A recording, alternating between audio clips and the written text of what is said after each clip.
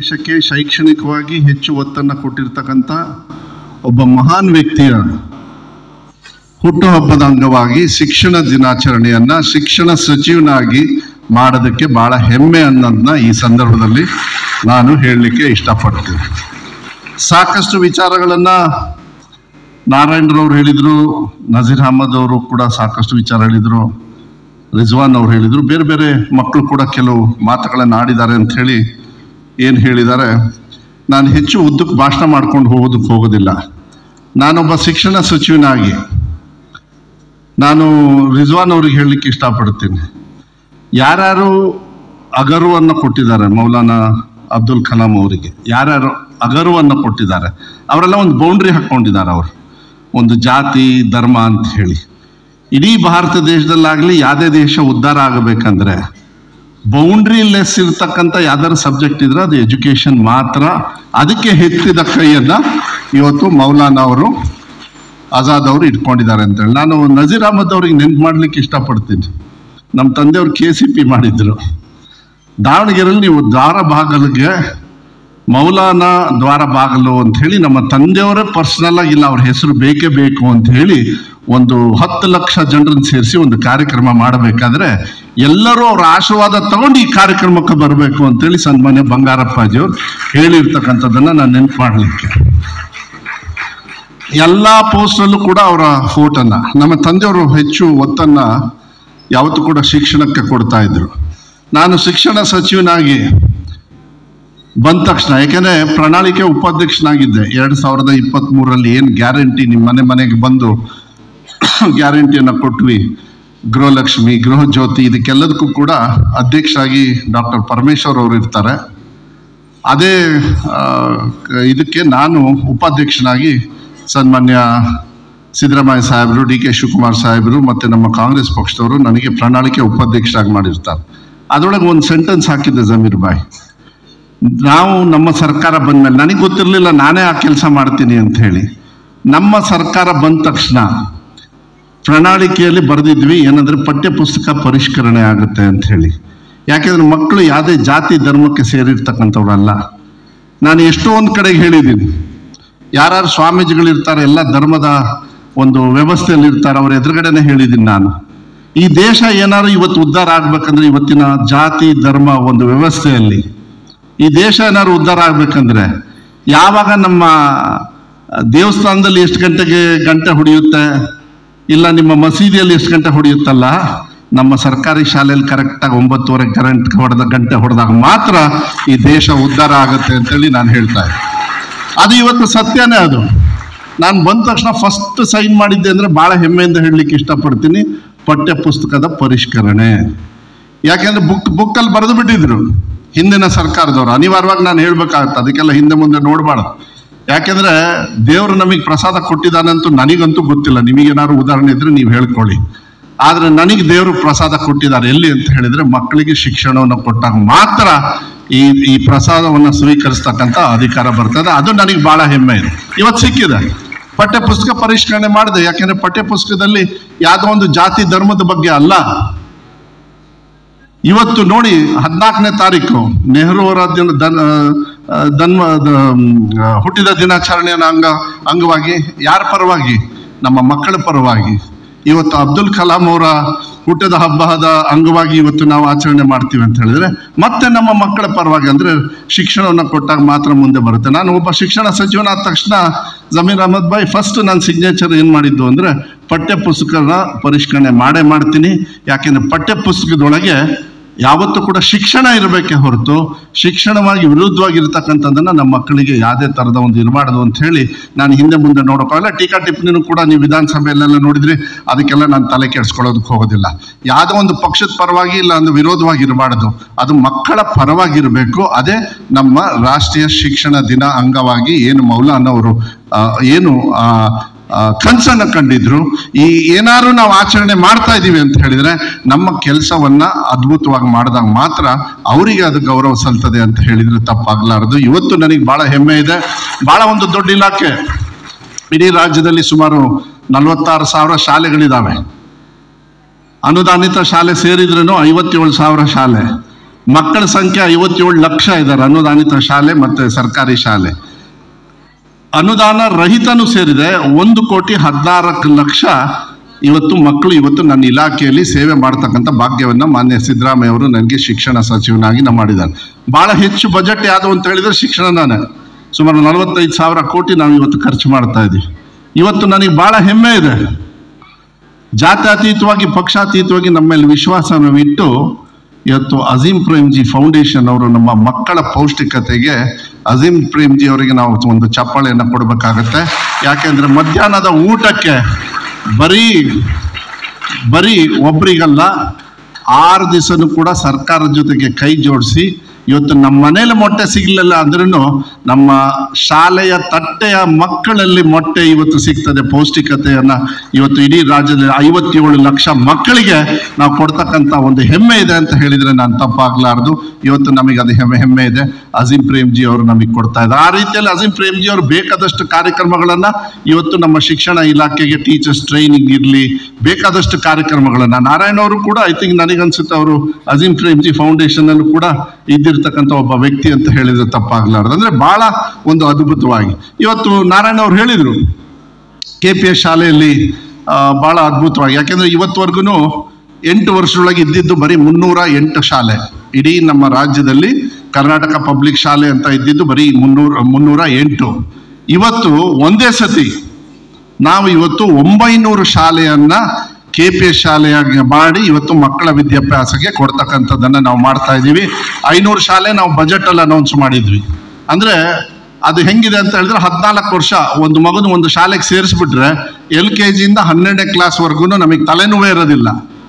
ಬಟ್ಟೆ ಊಟ ಬುಕ್ಕು ಎಲ್ಲ ಕೊಡ್ತಕ್ಕಂಥ ವ್ಯವಸ್ಥೆಯನ್ನು ರೆಸಿಡೆನ್ಸ್ ಶಾಲೆ ಅಲ್ಲ ಅದು. ಮತ್ತೆ ಬಟ್ಟೆ ಊಟ ಅಂದ ತಕ್ಷಣ ರೆಸಿಡೆನ್ಸ್ ಅಂದ್ಕೋಬಾರ್ದು. ಅಂದರೆ ಮಕ್ಕಳಿಗೆ ಅನುಕೂಲ ಆಗ್ತಕ್ಕಂಥ ವ್ಯವಸ್ಥೆಯನ್ನು ನಮ್ಮ ಬಜೆಟಲ್ಲಿ ಅನೌನ್ಸ್ ಮಾಡಿದ್ದು ಸಿದ್ದರಾಮಯ್ಯ ಸಾಹೇಬರು ಬರೀ 500. ಅದಾದಮೇಲೆ ಕಲ್ಯಾಣ ಕರ್ನಾಟಕ ಭಾಗದಿಂದ ಅವರ ಸಹಕಾರವನ್ನು ಕೂಡ, ಯಾಕಂದರೆ 25% ಅವ್ರಿಗೆ ಬರತಕ್ಕಂಥ ಹಣ ಏನಿದೆ ಅದು ಶಿಕ್ಷಣಕ್ಕೆ ಕಡ್ಡಾಯವಾಗಿ ಅಕ್ಷರಾವಿಷ್ಕಾರ ಅಂತ ಒಂದು ಕಾರ್ಯಕ್ರಮದಲ್ಲಿ ಖರ್ಚು ಮಾಡ್ತಾರೆ. ಅವರಿಂದ ಒಂದು 200, ಮೈನಿಂಗ್ ಎಫೆಕ್ಟೆಡ್ ಏರಿಯಾದಲ್ಲಿ ಇನ್ನೊಂದು 100. ಆದರೆ ಇವತ್ತು ನಾನು ಜಮೀರ್ ಅಹಮದ್ ಭಾಯ್ ಮತ್ತು ನಜೀರ್ ಅಹಮದ್ ಅವರೇ ಮತ್ತು ನಿಮ್ಮೆಲ್ಲ ಏನು ಅಲ್ಪಸಂಖ್ಯಾತರ ನಿಧಿಯಿಂದ ನೀವೇನು ಮಕ್ಕಳ ಅಭ್ಯಾಸಕ್ಕೆ ಇವತ್ತು 100 KPS ಶಾಲೆಗೆ ನೀವು ಸಹಕಾರವನ್ನು ಮಾಡ್ತಾ ಇದ್ದೀರಿ. ಎಲ್ಲ ಮಕ್ಕಳ ಪರವಾಗಿ ನಿಮಗೆ ಧನ್ಯವಾದಗಳನ್ನು ನಾನು ಹೇಳಲಿಕ್ಕೆ ಇಷ್ಟಪಡ್ತೀನಿ. ಯಾಕೆಂದರೆ ಎಲ್ಲ ಸೇರಿ ಸುಮಾರು 900 KPS ಶಾಲೆಗಳನ್ನು ಮಾಡ್ತಕ್ಕಂಥ ಕೆಲಸವನ್ನು ಇವತ್ತು ನಮ್ಮ ಇಲಾಖೆಯಲ್ಲಿ ನಮ್ಮ ಮಕ್ಕಳ ಭವಿಷ್ಯಕ್ಕೋಸ್ಕರ ನಾವು ಮಾಡ್ತಾ ಇರೋದು ಭಾಳ ಹೆಮ್ಮೆ ಅನ್ನೋದನ್ನ ಈ ಸಂದರ್ಭದಲ್ಲೂ ಕೂಡ ನಾನು ಹೇಳಲಿಕ್ಕೆ ನಾನು ಇಷ್ಟಪಡ್ತೀನಿ. ನಾನು ಹೆಚ್ಚು ಎಲ್ಲ ಇದು KPS ಶಾಲೆಗಳಲ್ಲಿ ಫ್ರೀ ಬಸ್ ಫೆಸಿಲಿಟಿ ಇರ್ತದೆ. 1ನೇ ಕ್ಲಾಸಿಂದನೇ ಕಂಪ್ಯೂಟರ್ಸು. ಜಮೀರ್ ಭಾಯ್ 1ನೇ ಕ್ಲಾಸಿಂದನೇ ಕಂಪ್ಯೂಟರ್ ಹೇಳ್ಕೊಡ್ತೀವಿ. ಯಾಕೆಂದರೆ ಇವತ್ತು ಆಧುನಿಕ ಎಲ್ಲದೂ ಕೂಡ ತಂತ್ರಜ್ಞಾನ ಎಲ್ಲದೂ ಕೂಡ ಇರೋದ್ರಿಂದ 6ನೇ ಕ್ಲಾಸಲ್ಲಿ ಸ್ಕಿಲ್ಲು ಸ್ಟಾರ್ಟ್ ಆಗಿಬಿಡುತ್ತೆ ಅವರಿಗೆ, ಸ್ಕಿಲ್ ಡೆವಲಪ್ಮೆಂಟು. ಆಮೇಲೆ ಫಸ್ಟ್ 1ನೇ ಕ್ಲಾಸ್ LKG ಇಂದ 5ನೇ ಕ್ಲಾಸ್ವರೆಗೂ ಅವ್ರು ಯಾವುದಾದ್ರೂ ಬೈಲಿಂಗ್ವಲಲ್ಲಿ ಯಾವ್ದು ಬೇಕಾದ್ರೆ ತೊಗೋಬೋದು. 6ನೇ ಕ್ಲಾಸ್ ಆದ ತಕ್ಷಣ ಅವರಿಗೆ ಯಾವುದು ಸಬ್ಜೆಕ್ಟ್ ಆದರೂ ತೊಗೋಬೋದು. ಐದರ್ ಇಂಗ್ಲೀಷ್ ಮೀಡಿಯಮೋ ಕನ್ನಡ ಮೀಡಿಯಮೋ ಉರ್ದು ಮೀಡಿಯಮೋ ಅವ್ರಿಗೆ ಯಾವ್ದು ಬೇಕೋ ಅದು ತಗೊಳ್ತಕ್ಕಂಥ ವ್ಯವಸ್ಥೆನ ಇವತ್ತು ಕರ್ನಾಟಕ ಪಬ್ಲಿಕ್ಸ್. ಅಂದರೆ ಎಲ್ಲೋ ಒಂದು ರೀತಿಯಲ್ಲಿ ಇಡೀ ರಾಜ್ಯದಲ್ಲಿ ಸುಮಾರು 6,000 ಚಿಲ್ಲರೆ ಗ್ರಾಮ ಪಂಚಾಯತಿಗಳಿದ್ದಾವೆ. ಇದು BPS ಅಂತಲೂ ಇದೆ ನಮ್ಮದು, ಬ್ಯಾಂಗ್ಳೂರು ಪಬ್ಲಿಕ್ ಶಾಲೆ ಅಂತ. ರಿಜ್ವಾನ್ ಅವರ ಒಂದು ಕ್ಷೇತ್ರಕ್ಕೂ ಕೂಡ ನಾವೆಲ್ಲರೂ ಕೂಡ ಹೋಗಿದ್ದೀವಿ. ಭಾಳ ಅದ್ಭುತವಾಗಿ ಅವರೆಲ್ಲರೂ ಕೂಡ ಚಿಕ್ಕ ಜಾಗ ಇದ್ರೂ ಕೂಡ ನಿಮಗೆ ಇನ್ನೊಂದು ಸ್ವಲ್ಪ ದೊಡ್ಡ ಜಾಗ ಇದ್ರೂ ಭಾಳ ಅದ್ಭುತವಾಗಿ ಭಾಳ ಚಂದವಾಗಿ ಮಕ್ಕಳು ನಿಜವಾಗ್ಲೂ ಇವತ್ತು ನೀವು ಏನು ಒತ್ತನ್ನು ಕೊಡ್ತಾ ಇದ್ದೀರಿ ಮಕ್ಕಳಿಗೆ ವಿದ್ಯಾಭ್ಯಾಸಕ್ಕೆ, ಅದು ಮುಂದಿನ ದಿನಗಳಲ್ಲಿ ನಮ್ಮ ದೇಶದ ಆಸ್ತಿ ಅನ್ನೋದನ್ನ ಈ ಸಂದರ್ಭದಲ್ಲಿ ನಾನು ಹೇಳಲಿಕ್ಕೂ ಕೂಡ ನಾನು ಇಚ್ಛೆ ಪಡ್ತೀನಿ. ಮತ್ತು ಒಳ್ಳೆ ರೀತಿಯಲ್ಲಿ ಈ ಏನು KPS ಶಾಲೆಗಳಿಂದ ಇದ್ದಾವೆ ಇಡೀ ಗ್ರಾಮೀಣ ಭಾಗದಲ್ಲಿ 6,000 ಚಿಲ್ಲರೆ ಗ್ರಾಮ ಪಂಚಾಯಿತಿಗೆ 6,000 KPS ಮಾಡಬೇಕು ಅನ್ನೋದು ನಮ್ಮ ಉದ್ದೇಶ. ಮಾನ್ಯ ಸಿದ್ದರಾಮಯ್ಯ ಸಾಹೇಬರು ಮತ್ತು DK ಶಿವಕುಮಾರ್ ಅವರು ಕೂಡ ಒಂದು ಕನಸನ್ನು ಇಟ್ಕೊಂಡು ಇವತ್ತು ನಮಗೆ ಜವಾಬ್ದಾರಿಯನ್ನು ಕೊಟ್ಟಿದ್ದಾರೆ. ಎಲ್ಲರೂ ಕೂಡ ಸಹಕಾರ ಹಸ್ತವನ್ನು ಕೂಡ ಕೊಡ್ತಕ್ಕಂಥದ್ದನ್ನು ನಾವು ನೋಡ್ತಾ ಇದ್ದೀವಿ. ಅದಕ್ಕೆ ಭಾಳ ಸಂತೋಷನೂ ಕೂಡ. ಮತ್ತು ನನಗೆ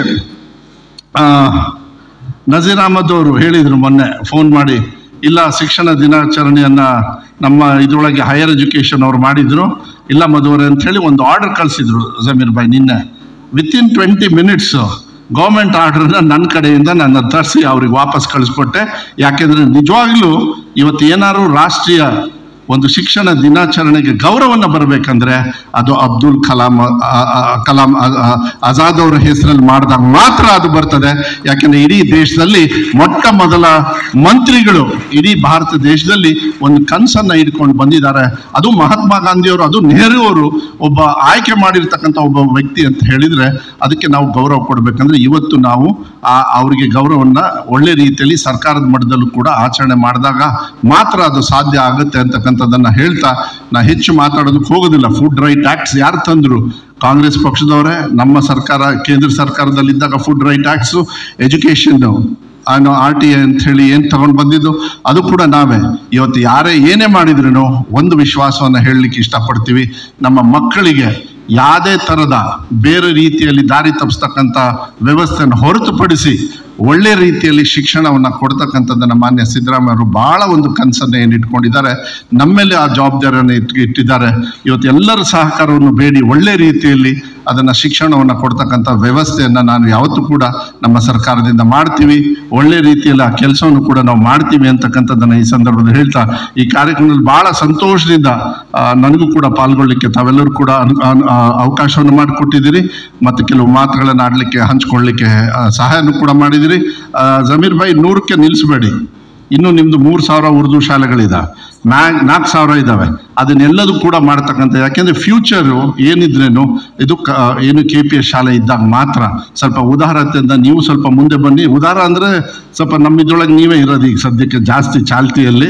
ಆ ಉದಾರತೆಯನ್ನು ತರ್ರಿ. ಯಾಕೆಂದರೆ ಮಕ್ಕಳ ಭವಿಷ್ಯವನ್ನು ರೂಪಿಸ್ತಕ್ಕಂಥ ವ್ಯವಸ್ಥೆ ನಾವು ಮಾಡಿಬಿಟ್ರೆ ದೇಶ ಆಟೋಮೆಟಿಕ್ಕಾಗಿ ಅದ್ರ ಪಾಡಿಗೆ ಒಳ್ಳೆ ರೀತಿಯಲ್ಲಿ ನಡ್ಕೊಂಡು ಹೋಗ್ತದೆ ಅನ್ನೋದಕ್ಕೆ ಉದಾಹರಣೆ ಇವತ್ತು ಭಾಳ ಒಂದು ಪವಿತ್ರವಾಗಿರ್ತಕ್ಕಂಥ ಒಂದು ದಿನವನ್ನು, ಆಚರಣೆಯನ್ನು ಇವತ್ತು ರಾಷ್ಟ್ರೀಯ ಶಿಕ್ಷಣ ದಿನಾಚರಣೆಯಾಗಿ ಮಾಡ್ತಕ್ಕಂಥ ಸಂದರ್ಭವನ್ನು ನಾವೆಲ್ಲರೂ ಏನು ನೀವು ಮಾಡಿಕೊಟ್ಟಿದ್ದೀರಿ, ಭಾಳ ಸಂತೋಷದಿಂದ ಈ ಕಾರ್ಯಕ್ರಮದಲ್ಲಿ ಭಾಗವಹಿಸಿ ಕೆಲವು ಮಾತನಾಡಲಿಕ್ಕೆ ಅವಕಾಶವನ್ನು ಮಾಡಿಕೊಟ್ಟಿದ್ದೀರಿ.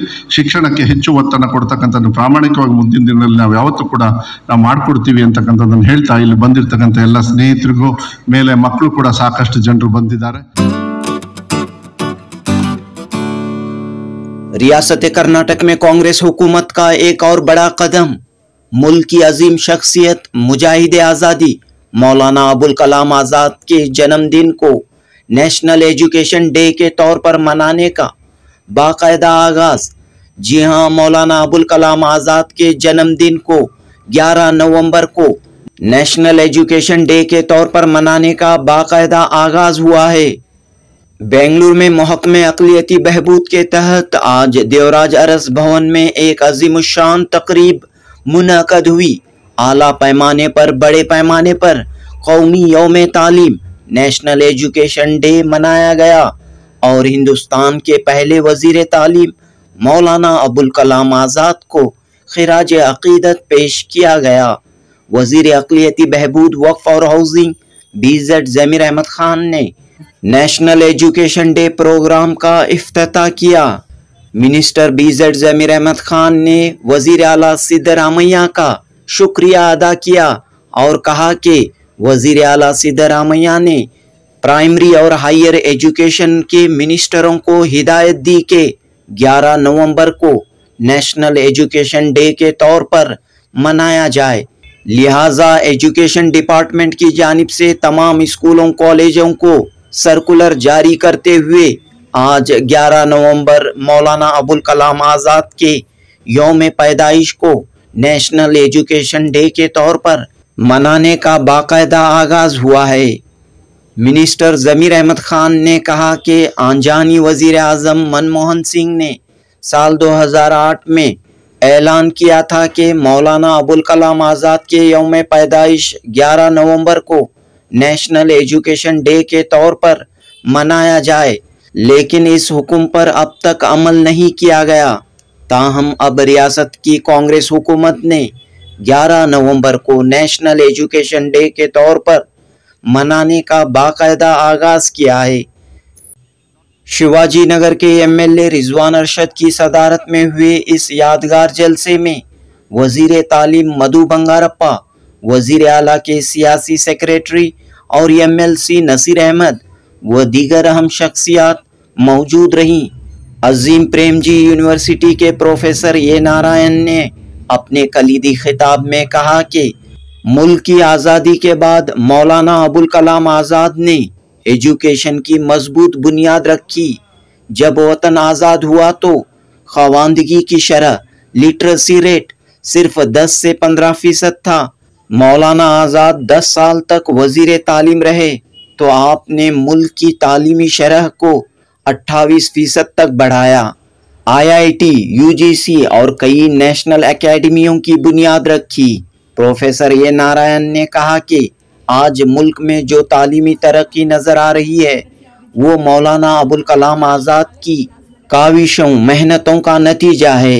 MLA रिजवान अरशद ने कहा कि मौजूदा दौर में बाज़ फ़िरका परस्त ताकतें मौलाना अबुल कलाम आज़ाद के कारनामों को फरामोश करने की कोशिशें कर रही हैं, लेकिन ऐसे लोगों को ये नहीं भूलना चाहिए कि वो आज अगर तालीम याफ्ता हुए हैं तो इसके पीछे एक मौलाना की जिदोजहद है। वजीर तालीम मधु बंगारप्पा ने कहा कि वो इस बात पर फ़ख्र महसूस करते हैं कि उन्हें एक अजीम शख्सियत के जन्मदिन को यौम तालीम के तौर पर मनाने का मौका मिला है। MLC नसीर अहमद ने कहा कि मौलाना आज़ाद ने अल हिलाल अल बलाग अखबारात के ज़रिए अंग्रेज़ों को ललकारा और मुल्क की आज़ादी में अहम रोल अदा किया और मुल्क के पहले वज़ीर तालीम के तौर पर तालीमी तरक्की के लिए कई बड़े फैसले लिए। देवराज अरस भवन में हुए नेशनल एजुकेशन डे के इस अजीम शान जलसे में कसीर तादाद में तलबा और असातिज़ा मौजूद थे। डायरेक्टरेट ऑफ माइनॉरिटीज़ के डायरेक्टर जीलानी मकाशी ने मेहमानों का इस्तकबाल किया। जनूबी हिंद न्यूज़ रिपोर्ट। ಇಡೀ ರಾಜ್ಯದಲ್ಲಿ ಉರ್ದುವನ್ನು ಪರಿಸರಿಸುವ ಕಾರ್ಯಕ್ರಮ ಮಾಡ್ತಾ ಇದ್ದಾರೆ।